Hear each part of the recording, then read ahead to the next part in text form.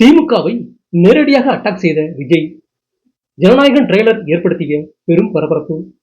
தமிழக வெற்றிக்கழக தலைவர் விஜய் நடித்துள்ள ஜனநாயகன் படம் வருகிற 9ஆம் தேதி திரைக்கு வருகிறது. வினோத் இயக்கியுள்ள இந்த படத்தில் விஜயுடன் பூஜா ஹெக்டே, பாபி தியோல், பிரியாமணி உள்ளிட்ட பலர் முக்கிய வேடங்களில் நடித்திருக்கிறார்கள்.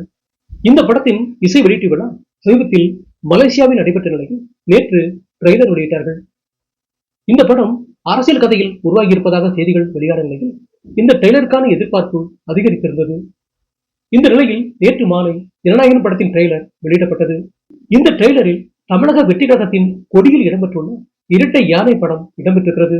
அதோடு எப்போதுமே ஐ ஆம் வெயிட்டிங் என்று சொல்லும் விஜய் இதில் ஐ ஆம் கம்மிங் என்று சொல்லியிருக்கிறார். திரும்ப போறதா ஐடியாவே இல்லை, மக்களுக்கு நல்லது செய்ய அரசியலுக்கு வாங்கன்னா கொள்ளையடிக்கிறதுக்கும் கொல்றதுக்கும் வராங்க என்று அதிரடியான பஞ்ச் நாயக்கை பேசியுள்ளார் விஜய். அது மட்டுமின்றி இந்த படத்தில் திமுகவின் குடும்ப அரசியல் உள்ளிட்ட மெகா ஊழல், வெளிநாடுகளில் சொத்து குவிப்பு உள்ளிட்ட பல அதிர்ச்சி தரும் தகவல்களையும் காட்சிப்படுத்தியுள்ளார்களாம்.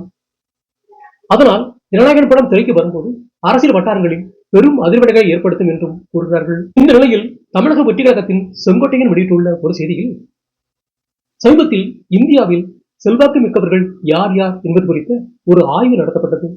அதில் முதலிடத்தில் விஜய் இடம் பிடித்திருக்கிறார்.